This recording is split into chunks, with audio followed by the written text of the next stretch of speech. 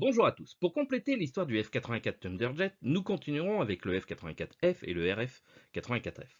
Pourquoi avoir fait deux vidéos? Je pense que le F et le RF sont deux avions complètement différents des E et des G. En effet, le F est la version avec une aile en flèche du F-84. Quant au RF, comme son nom l'indique, c'est la version de reconnaissance. Cette vidéo va traiter des prototypes, des avions de série, de ses fonctions opérationnelles dans le monde, une image sur l'export, et je vous parlerai évidemment du F et du RF dans l'armée de l'air, avec un passage sur la crise de Suez. Je reviendrai aussi sur les projets plus ou moins ambitieux. Le F-84F et le RF vont avoir une durée de vie importante, puisque le premier vol fut en 1950 et une carrière opérationnelle de 1954 à 1991. En effet, le RF-84 est resté opérationnel dans l'escadron 348 de reconnaissance tactique de l'aviation militaire grecque durant plus de 34 ans. En tout, 3428 exemplaires vont être construits. J'espère que vous êtes bien installés dans votre siège. Top décollage. L'US Air Force lance un appel d'offres en décembre 1948 pour l'évolution du F-84. Le but est d'en faire un chasseur d'escorte ou un chasseur bombardier à long rayon d'action. 11 mois plus tard, le 10 novembre 1949, la Société République demande l'autorisation de prélever un avion de la production du E afin d'en faire un prototype qui répond à l'appel d'offres. Les autorités donnent leur accord, c'est ainsi que le 49-2430, que vous voyez ici en photo, est retiré des chaînes de montage. République nomme ce nouveau programme AP23M. Il débute sur les fonds propres de la société. Pour l'US Air Force, quant à eux, il prend le nom de YF84F, puis le 1er février 1950, il prend le nom de YF96A. Mais le 8 septembre 1950, il reprend le nom de YF84F. Alors vous allez me dire pourquoi? Tout simplement parce que Lockheed souhaite développer des aéronefs qui vont porter le nom de F-94 à F-97, et Nord-Américaine, elle aussi, veut lancer des programmes d'avions, et eux vont porter les noms de F-86 à F-95. Les événements de la guerre de Corée rendant urgente la mise à disposition d'un nouvel appareil, c'est ainsi que les autorités s'orientent sur l'évolution d'un appareil existant plutôt que de partir sur une feuille blanche.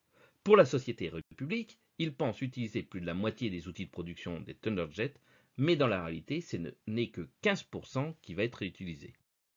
Le prototype est livré sur la base de Muroc en mai 1950, afin d'effectuer ses premiers essais. L'ingénieur en charge du programme chez République, c'est le pilote d'essai Kramer. L'US Air Force, quant à elle, désigne le lieutenant-colonel Seller comme responsable du projet. Le 3 juin, le YF-84F décolle pour la première fois avec Otto Haas aux commandes.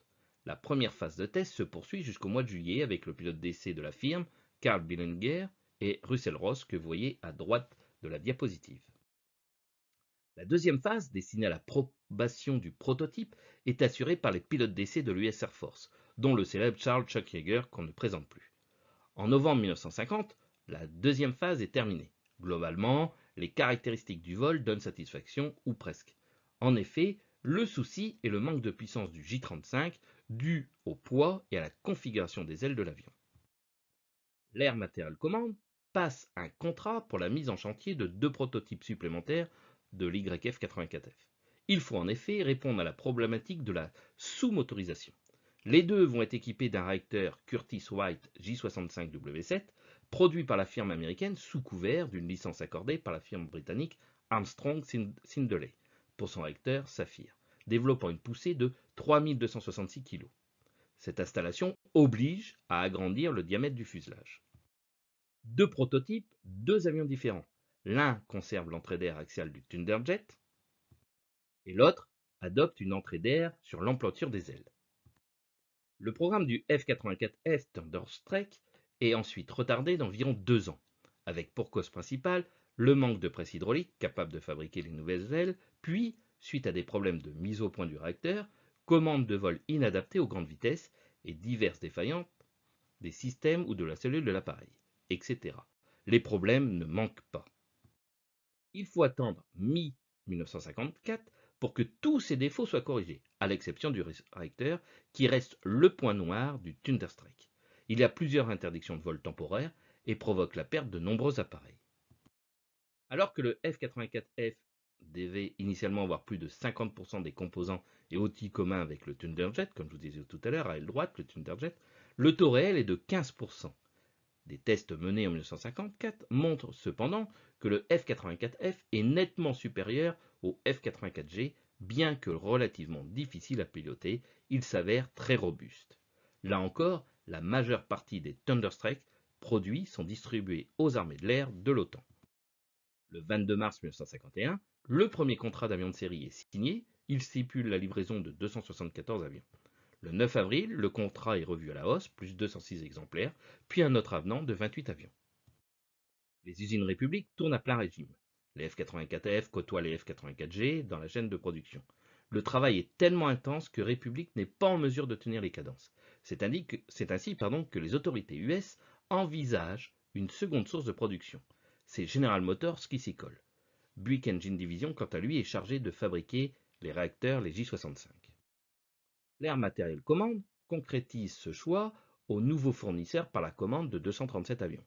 République se retrouve sur le fait accompli et aurait souhaité choisir lui-même une seconde source de production afin de pouvoir vendre une licence. Le gouvernement américain répond « Ce qui est bon pour General Motors est bon pour le pays et vice-versa ».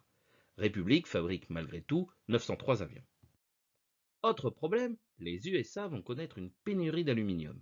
Le peu d'aluminium disponible est fourni aux usines de General Motors à Kansas City, qu'elle se réserve pour sa production évidemment, et le reste pour la fabrication des bombardiers B-47. Il faut attendre avril 1952 pour que le programme F-84F soit une priorité nationale. Cependant, Curtiss rencontre des problèmes pour assurer la livraison des réacteurs. Normalement prévus en décembre 1951, les premiers arrivent en novembre 1952. C'est ainsi que le premier vol se déroule le 22 novembre 1952. Le développement de ces prototypes entraîne de nombreuses modifications sur l'avion, et si le troisième exemplaire préfigure le futur RF-84F, c'est le principe de l'entrée d'air axiale qui est retenu pour le F-84F.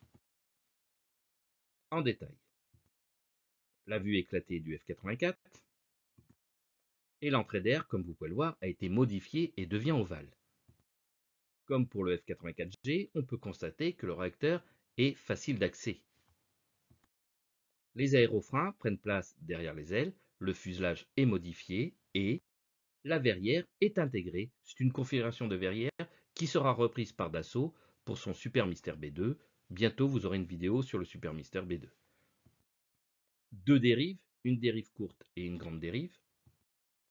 Et vous avez deux types de profilés. Afin de réduire la distance de roulage de 300 mètres à l'atterrissage, République conçut un profil contenant un parachute de freinage. C'est la version B.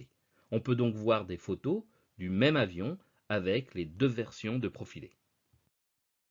Compensateur de direction. Il existe deux types de dérives, avec ou sans compensateur.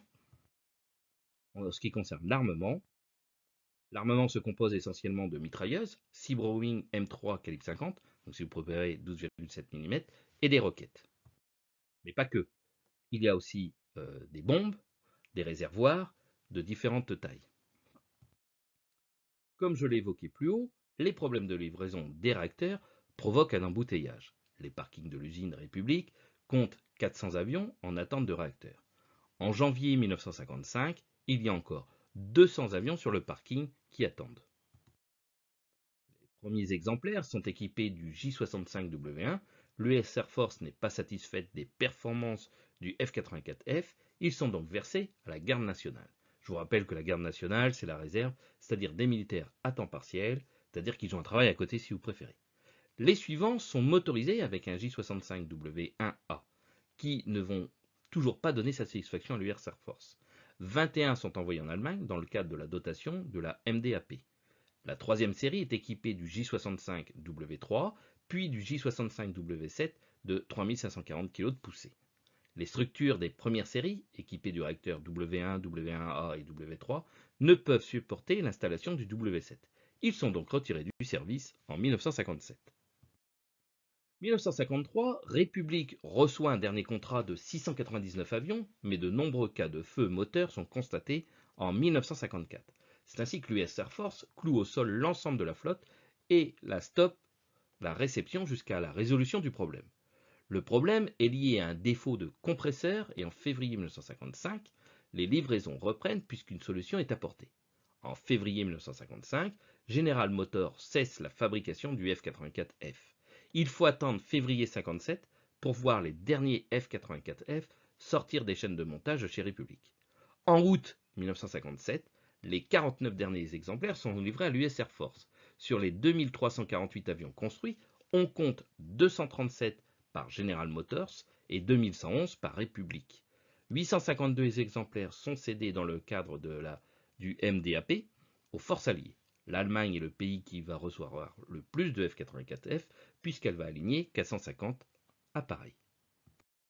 Le F-84F a une envergure de 10,25 m, une longueur de 13,23 m et une hauteur de 4,39 m. Son poids à vide est de 5200 kg et un poids maxi au décollage de 12 701 kg. Un plafond de 45 600 pieds et une vitesse maxi de 1119 km/h, soit Mach 0,91. Une charge transportable de 5200 kg, un rayon d'action de 1300 km et la vitesse de décollage du F-84 est de l'ordre de 180 nœuds et celle de l'atterrissage de 160 nœuds.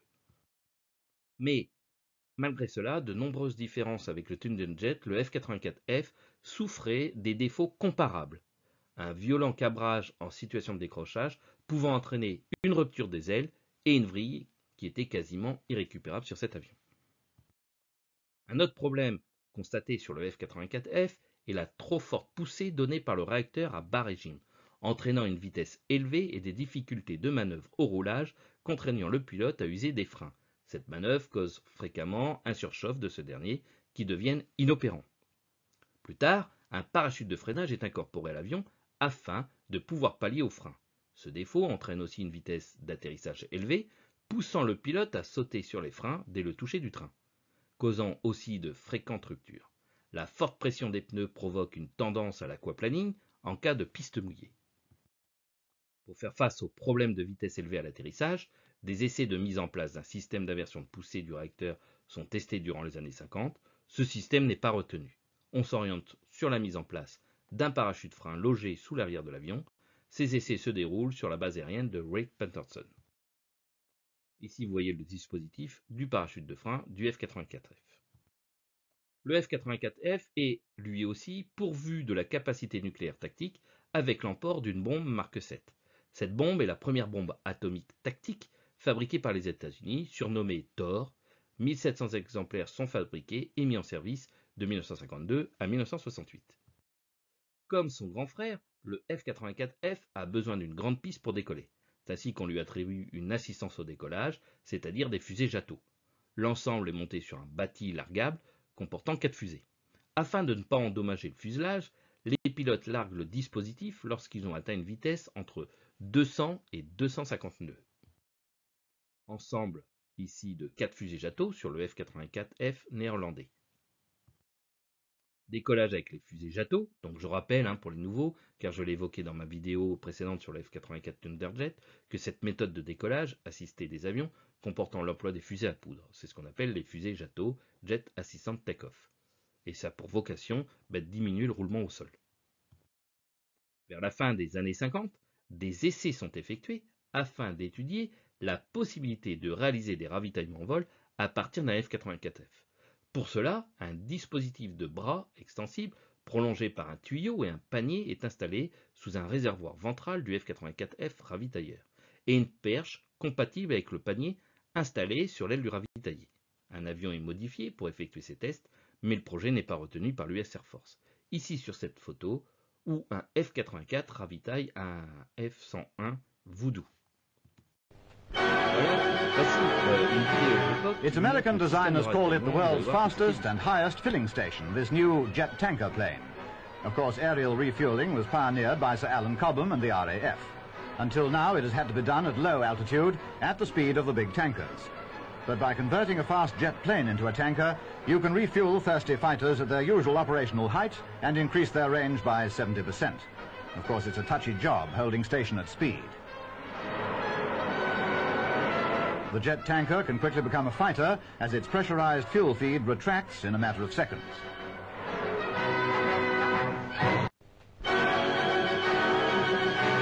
Its American designers call it the world's fastest and highest filling station, this new...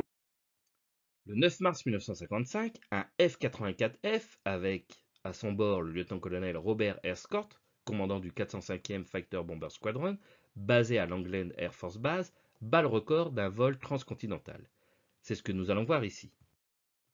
en reliant sans escale l'aéroport de Los Angeles en Californie à l'aéroport de Floyd Bennett dans l'État de New York en 3h46 minutes et 33 secondes, représentant une vitesse moyenne de 1044 km/h. Pour établir ce record, 8 avions F-84F étaient partis de Los Angeles, mais seulement 3 réussirent à terminer le trajet, qui devait être ponctué par 1 ou 2 ravitaillements en vol. L'un piloté par Robert Scott, un par le major Robert Ruby et le troisième par le capitaine Charles Hudson. Les 5 autres avions durent renoncer à cause de pannes sans gravité, pour certains, les autres ayant loupé les rendez-vous avec les ravitailleurs. Robert Ruby atterrit 1 minute après, réalisant un temps de 3h44 minutes 53 secondes. Quant à Charles Hudson, il suit avec un temps de 3h49 minutes 53 secondes. Robert Scott déclare qu'il aurait fait un meilleur temps si les KB-29 ravitailleurs n'étaient pas si lents et obsolètes. Le précédent record de cette traversée, de 3935 km, était détenu par un pilote de la Garde nationale en 4 heures, 6 minutes et 16 secondes, établi le 2 janvier 1954. Lors de l'établissement de ce record, Scott est parti sans réservoir additionnel, prévoyant 2 ravitaillements. Alors que Ruby et Hudson avaient privilégié l'emport des réservoirs établis sur un seul ravitaillement, ces derniers eurent la même réflexion vis-à-vis du handicap que leur apportait le type de ravitailleur choisi pour cet événement. La photo est juste là pour vous montrer les réservoirs auxiliaires, il n'y a aucun rapport avec l'histoire que je vous raconte. Un autre pilote de la formation, le lieutenant James Colson, tente la traversée sans ravitaillement, mais doit se contraindre à atterrir à Pittsburgh, faute de carburant. Il lui restait 504 km à parcourir. Durant sa carrière opérationnelle dans l'US Air Force, il a eu plusieurs livrées, donc en alu, comme vous pouvez voir ici. Il a été aussi en cam, en notre cam aussi. Là, vous le voyez en cam, mais en couleur. Et la patrouille Thunderbird a utilisé le F-84F de 1954 à 1956. Il a succédé au F-84G qui lui avait aussi fait une carrière sur ce type chez eux, chez la Thunderbird de 53-54. Le F-100C, quant à lui, prend la relève de 1956 à 1963. Il a même été de cette couleur. L'exportation. L'Allemagne en a eu, mais alors on l'a eu en alu, mais aussi en cam.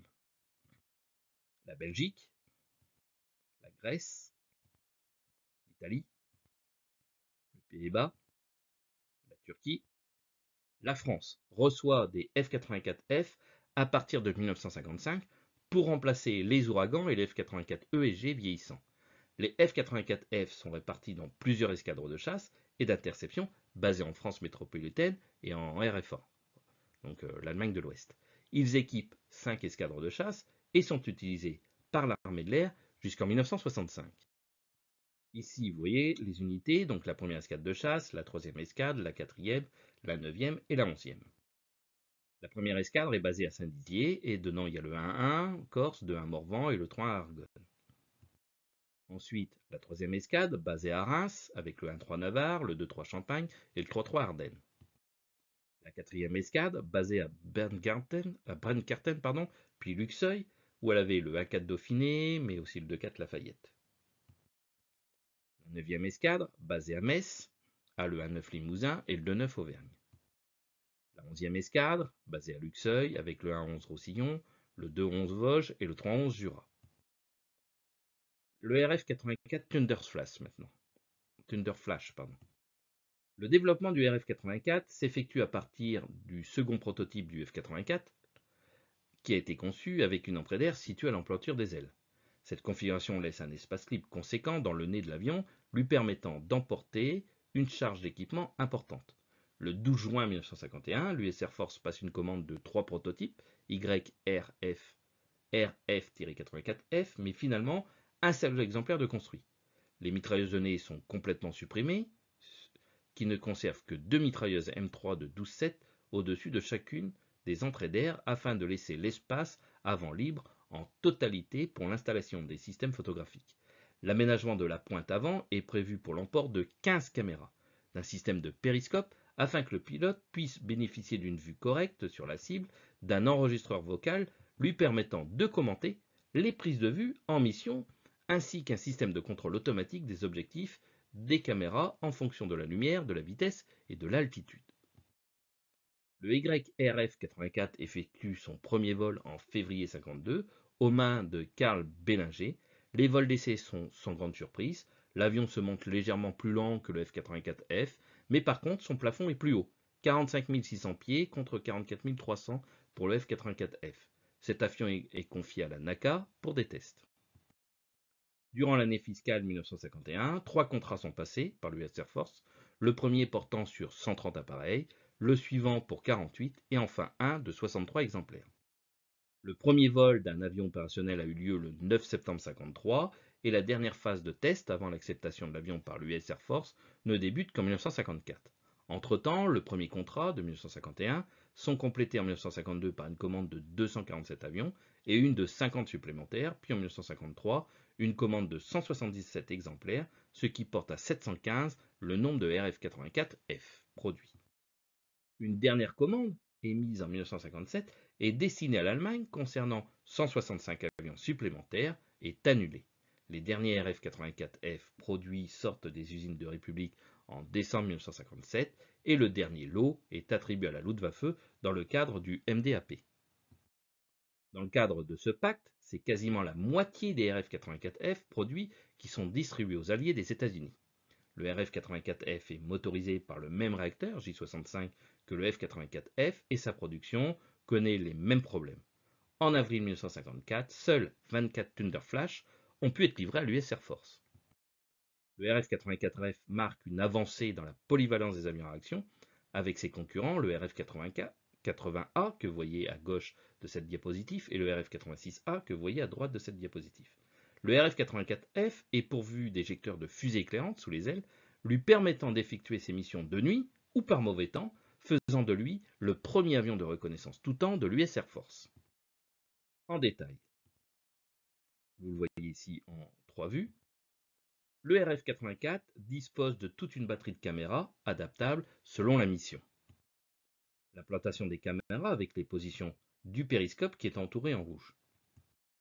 Le RF-84 reprend en grande partie les équipements et caractéristiques du F-84F avec la possibilité de ravitaillement vol, réservoir sous voilure, largable, parachute frein, décollage assisté par fusée Jato. Il est en mesure de larguer ses réservoirs, comme vous pouvez voir ici en photo, parachute frein. La carrière du RF-84F au sein de l'US Air Force est relativement courte. Les premières livraisons ont lieu en mars 1954. C'est le 364e Tactical Reconnaissance Wing stationné à la base de Shaw en Caroline du Nord qui les perçoit.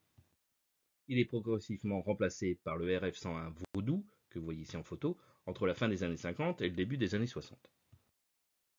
Les derniers RF-84F en service au sein de l'US Air Force sont affectés aux 7 escadres de l'air National Guard durant les années 60, c'est-à-dire la réserve. 386 des 715 RF-84F produits sont destinés aux forces alliées de l'OTAN dans le cadre du MDAP. Alors les pays bénéficiaires de ce programme concernant le RF-84F sont l'Allemagne, la Belgique, les Pays-Bas, l'Italie, le Danemark, la Norvège, la Turquie, la Grèce et évidemment la France. Alors je reviens sur la France. Les 88 RF-84F livrés à la France ont été utilisés uniquement par la 33e escadre de reconnaissance. Ils ont fréquemment effectué des missions de reconnaissance photo partout en Europe, mais aussi en complément des RB-26 en Afrique du Nord, pour surveiller la Tunisie, le Maroc et la Libye. Les derniers RF-84F sont abandonnés en 1966. Alors de 1955 à 1966, ils sont utilisés par la 33e escadre de reconnaissance qui a sous sa coupe le 133 Belfort, le 233 Savoie et le 333 Moselle. Ici, vous avez le 133, le 233 et le 333. En opération. Vous voyez ici la doctrine que l'on enseigne aux pilotes à l'époque pour larguer une bombe. Les F-84F utilisés par les 1e, 4e et 9e escadres de chasse ont assuré par roulement la surveillance de jour du ciel algérien à partir d'Orgla puis de Boufarik. Lors de la crise de Suez, l'armée de l'air participe à l'opération 700, ou mousquetaire si on parle des Anglais. L'armée de l'air va mettre en œuvre 150 avions appartenant aux escadrons 1-3 et 3-3, 36 F-84F, et à l'escadron de reconnaissance 1-33, 15 RF-84. Les autres, c'est des avions de transport du 1-61, 361 et 2-63 qui sont équipés de Nord Atlas et de C-47. En outre, 18 Mystère 4 et 18 F-84F et quelques Nord Atlas, eux, vont stationner sur le territoire israélien. Les bandes d'invasion, comme lors du débarquement en juin 1944, vont être appliquées sur les avions français, anglais, etc. avec, au lieu du blanc, c'est une bande jaune. L'armée de l'air va effectuer durant cette campagne 111 sorties de reconnaissance avec des RF-84 qui représentent 56% de l'effort allié total dans cette catégorie. L'Air Marshal Barnett, dans son rapport de fin de mission, il n'évoque quasiment pas les aviateurs français, mais souligne que le F-84 et les RF-84 ont clairement démontré leur nette supériorité sur tous les appareils en service dans la Royal Air Force pour l'attaque au sol, la reconnaissance tactique et la reconnaissance photographique. Un peu plus loin, il affirme même que sans les RF-84F français, il n'y aurait pas eu de reconnaissance tactique. Alors le tableau de chasse est quand même très intéressant pour les autres unités. Plusieurs Ilyushin 28 que vous voyez à gauche de cette diapositive, et même des chars Staline qui ont été abattus donc à droite de cette diapositive. Des camions aussi et des dépôts. Le développement du F-84 va donner naissance à deux autres projets directement dérivés de l'avion de production de la part de République, les F-84H et F-84J. Mais il ne reste qu'au stade de prototype et ne voit jamais le jour. Seulement 2 exemplaires du XF-84H sont réalisés sur la base d'un F-84F. La principale modification de ce prototype réside dans sa motorisation. Il est propulsé par un turbopropulseur Allison XT40A développant 5332 chevaux, sur laquelle était montée une hélice tripale. Il semble que ce projet trouve son origine dans les besoins émis par l'US Navy d'un chasseur embarqué pouvant s'affranchir de l'utilisation d'une catapulte. La mise en place du volumineux moteur, le XT40, positionné derrière le cockpit, nécessite l'élargissement du fuselage à cet endroit et la mise en place d'un arbre de transmission de 6 mètres afin de pouvoir mettre l'hélice en mouvement. En plus de la traction exercée par l'hélice, le XT40 produit aussi une poussée de l'ordre de 590 kg par la tuyère. Une version utilisant une post-combustion développant une puissance de 7500 chevaux fut mise au point mais sera jamais utilisée. Le premier prototype est livré à la base d'Edward en décembre 1954 et effectue son premier vol le 22 juillet 1955. Les tout premiers essais de l'avion fait ressortir plusieurs problèmes. La mise en route du moteur nécessite une préchauffe de près de 30 minutes, le rendant incompatible avec une utilisation en alerte. L'énorme couple du moteur et la longueur de ses arbres de transmission entraînent un vrillage de la cellule. La vitesse et les vibrations engendrées par l'hélice causent des casses incessantes des arbres de transmission et du mécanisme de réglage du pas d'hélice. Le constructeur Allison lui-même déclare officiellement que le T-40 est une monstruosité, un cauchemar métallique. Seuls 2 pilotes d'essai vont prendre les commandes de ces 2 prototypes, Hank Breert et Lynx Hendricks. Ce dernier ne fait qu'un seul vol et refuse de remonter dans cet avion. Quant à Breert, il réalise 11 vols, dont 10, oui vous entendez bien, 10 se sont terminés par un atterrissage forcé. Les 2 XF-84H ne réalisent que 12 vols d'essai, totalisant 6h40 de vol. Ceci entraîne le projet à un rapide abandon. Un autre problème majeur du XF-84H ayant participé à la mort prématurée du programme est le bruit atroce généré par l'avion et lui ayant valu le surnom de Thunder Screech, c'est-à-dire tonnerre grinçant, mais aussi celui de Nancy Hairbangers, destructeur de tympans. Comme évoqué dans la vidéo précédente, sur le F-84, le projet Falcon a aussi été pratiqué par le F-84F. Ce n'est qu'à partir du 10 novembre 1953 que les évolutions de l'association du RF-84F et du RB-36 commencent, tout d'abord par la mise au point sur maquette. République sous-traite à Beechcraft Company les modifications à apporter du RF-84 et du côté de Convair. Les prévisions de livraison des 10 avions GRB-36 devaient être complétées en août 1955 à la formation des équipages devant durer environ 4 mois. Les unités devaient être opérationnelles vers janvier 1956. Le dernier vol d'évaluation avec le YF-84F se déroule le 9 juin 1954. Suite à cela, le GRB-36F effectue quelques vols lors du show aérien sur diverses bases de l'US Air Force. Quant au YF-84F, il est utilisé pour des tests de barrières d'arrêt. Par la suite, ces deux avions sont officiellement retirés du projet Falcon et le YF-84F a été cédé à l'Air Force Museum où il y est encore exposé de nos jours. Afin de poursuivre les tests avec la version RF-84F, comme il était prévu à l'origine, un RB-36B est transformé en GRB-36D en juin 54, sa livraison devant être suivie de 6 autres en août 54 et janvier 55. Côté RF-84F, plusieurs avions sont modifiés et assignés à diverses phases. La fin des années 54 est consacrée aux essais et aux ajustements au sol, ainsi qu'aux essais en vol du GRB-36D et de ses équipements. Essais de positionnement au sol, sous le porteur, comme vous pouvez voir ici en photo. Le RF-84F est confié à Convair pour ses tests au sol et durant ces derniers, il est considérablement endommagé et doit retourner chez Republic pour sa remise en état. Pendant ce temps, le premier RF-84F Falcon de série est prêté aussi à Convair pour la suite des essais et le temps presse pour la finalisation du projet car la mise au point par Boeing du B-52B avance à grands pas. Tout au long de l'année 55, les essais se poursuivent avec la livraison au sein des unités des GRB-36 et des RF-84F. Ici, vous avez vu de la fosse de chargement. Le RF-84F en place, vu de la soute du GRB-36. Il y a quelques incidents, principalement dus au système d'arrimage et au manque d'expérience de certains pilotes. Mais on ne déplore aucune perte, heureusement.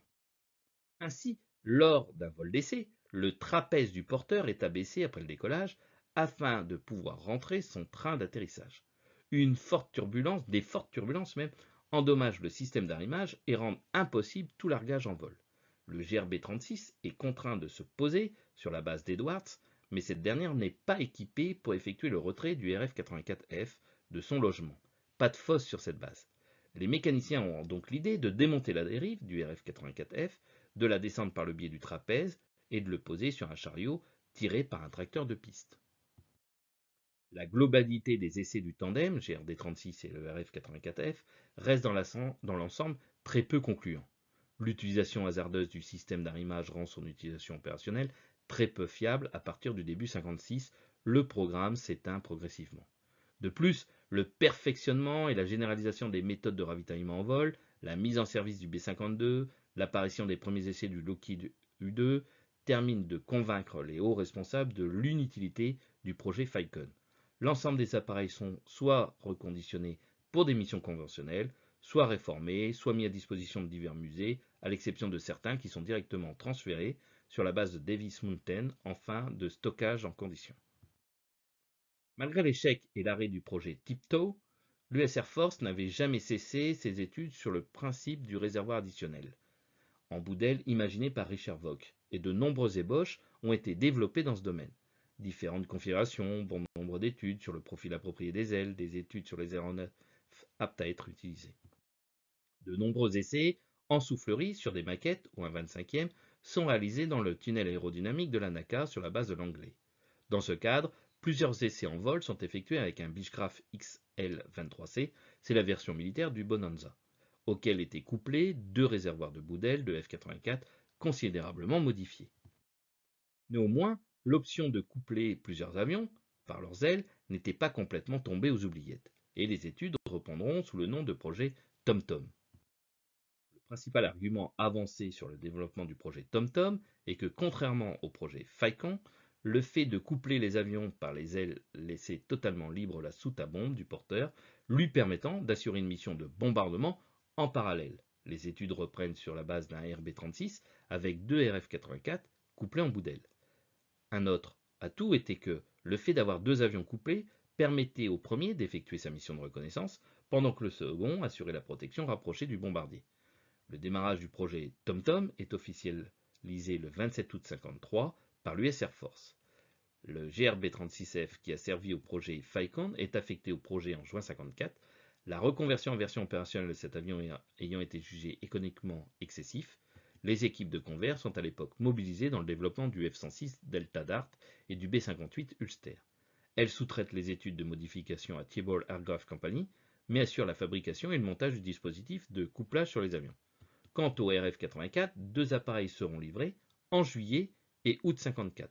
Fin août 54, des tests de vol à proximité entre le GRB-36F et le RF-84F sont effectués afin de tester le comportement des 2 appareils.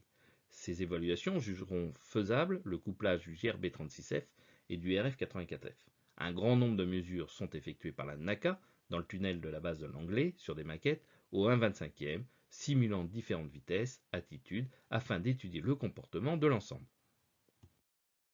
La première phase du projet démarre en 55 et pour ce début, un seul dispositif d'arrimage est installé sur le GRB-36F sur l'aile gauche de l'avion, ne permettant que l'établissement du contact sans verrouillage ni rétractation du dispositif. Le RF-84F est lui aussi doté d'un système simplifié pour la première phase. Les premiers vols de la phase 1 débutent en tout début de l'année 55, peaufinant les manœuvres d'approche et validant le comportement des avions en vol de proximité évalués par les tests en tunnel effectués par la NACA.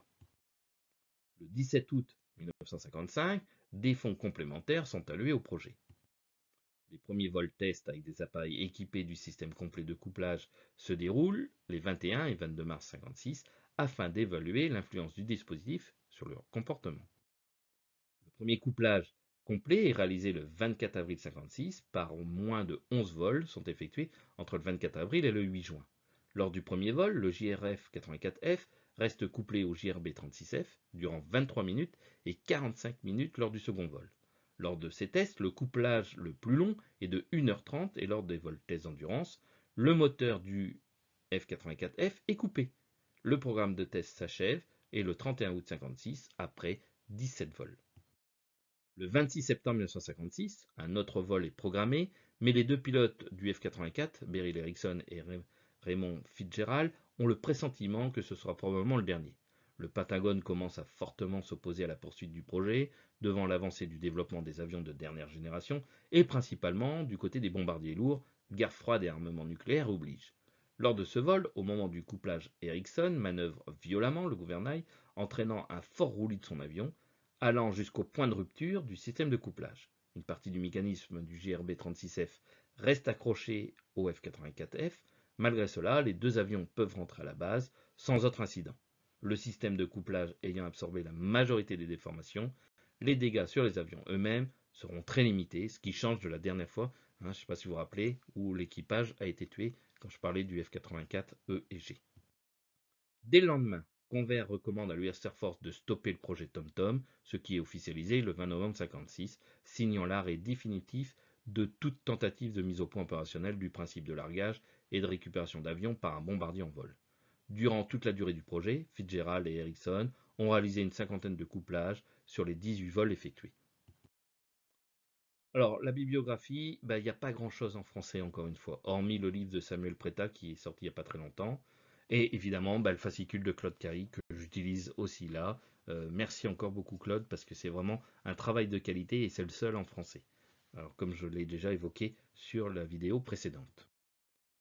En maquette, alors là, le F-84 et le RF-84 sont très très bien représentés en maquette, que ce soit au 1/48e ou au 1/72e, vous avez pléthore de choix. Donc voilà, je vous ai mis quelques photos de boîtes de maquettes. Alors si vous voulez voler avec, en virtuel, il y a War Thunder, FSDX, Street Fighter, alors je connais pas, alors je risque de dire de bêtises, mais j'étais voir sur internet pour le F-84F, et puis pour le RF-84F, vous avez surtout FS10. Alors, si vous voulez le voir en vrai, rien qu'en France, vous pouvez trouver 8 F-84F et 1 RF-84F. Alors, le musée de l'air et de l'espace, par exemple, au Bourget, mais aussi à Savigny-les-Bonnes, ou le musée européen de l'aviation de chasse à Montélimar. Il y en a 2 aux ailes anciennes de Toulouse aussi. En ce qui concerne le RF-84F, vous pouvez le voir au musée aéronautique d'Orange. Alors, je tiens à remercier, et parce que j'avais oublié la dernière fois, Olivier Benart, qui a les dessins de profil surtout du F-84 E et G que j'avais trouvé dans Tradition Air, donc c'est ses œuvres de Monsieur Benart, donc merci à lui. Merci à Claude Carry, une fois de plus. Jacques Davy, parce que tous les profils que vous avez vus viennent de Jacques Davy et de son site aéroprofil.com. Donc Jacques Davy, je le remercierai jamais assez, c'est grâce à lui, il m'a fait tous les profils dans mon livre de l'ouragan, donc merci Jacques. Ensuite, vous avez une autre personne qui est Gene Goetsch, que je ne connais pas plus que ça, mais je lui dois une ou deux photos. Le site de Jacques Moulin, paix à son âme, qui m'avait beaucoup aidé aussi pour le Dassault Ouragan. Tradition Air, qui est vraiment le site par excellence quand on cherche quelque chose sur l'armée de l'air, sur l'histoire de l'armée de l'air. Et Wikipédia pour quelques photos que vous avez dans cette vidéo, ainsi que Facebook. Je ne l'ai pas écrit, mais il y a des pages, des groupes Facebook sur le F84 et RF84 qui sont superbement bien faits. Donc merci à vous tous. Donc il faut bien une conclusion, hein. La production en série débute en novembre 52. En tout, 2350 appareils sont construits. 1300 de ces appareils furent livrés aux pays adhérents de l'OTAN au titre de la Mutuelle Défense Assistance Programme, c'est-à-dire la MDAP. Environ 350 furent livrés à la France, qui les utilise de novembre 55 à janvier 67. Ainsi s'achèvent les épisodes sur le F84. Je vous dis à très bientôt sur des nouvelles aventures. N'oubliez pas de vous abonner, de dire dans les commentaires si vous souhaitez voir un aéronef en particulier, et même si vous voulez participer, pourquoi pas, nous rencontrons toujours des jeunes et des moins jeunes passionnés, et je vous dis à très bientôt pour d'autres aventures. Au revoir.